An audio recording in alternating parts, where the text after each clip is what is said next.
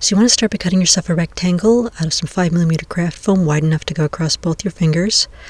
They got a little bit more complicated in the latter movies, but I just did the simple version from the first movie. So you want to cut the edges off at an angle. It may take a couple cuts to get it at the right angle, but you want those angled on the edges. Then take a thin piece of 2mm craft foam, hold it in place in the center, and loop it around so you can measure what you'll need to fit your finger through. Cut that down to size, and it should be the perfect size finger loop. Put a little bit of glue on the end, and glue it onto the center of the 5mm piece, and then glue a second piece next to that. Put some glue on the other end of it, and fold it around into the loop. Do that with both pieces so you get 2 finger loops, and then you should be able to slide your fingers right into the loops.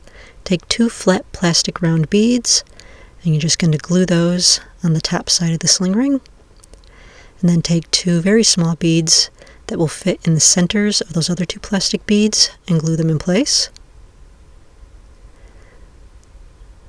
And then take a very thin piece of craft foam, and you're just going to measure it to size so that it extends across the top of the sling ring. So you glue one on one end of it and one on the other end of it, just like that. And then you'll cover the entire thing in a coating of white school glue. And then once that's dry, cover the entire thing with some black paint. And this time you'll cover the beads and everything in the black paint, cover the whole thing with black paint. Even though the foam is already black, it covers up the glue. Once that's dry, take a dry brush and cover the entire thing in metallic gold paint.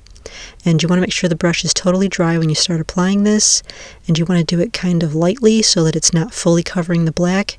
You want it to look kind of aged, so just lightly put it on. You can also try dabbing if you don't want to brush it on. If the brush is getting too much by brushing it on, just dab it on to get yourself some aged gold look to finish the sling ring. And so now let's try it on and see what shows up in my ring. Now what's starting to appear, it looks like it's the armor for a character in my upcoming cosplay book, prepped and ready for paint, and here it is once it's all painted. Let me know if you recognize the character.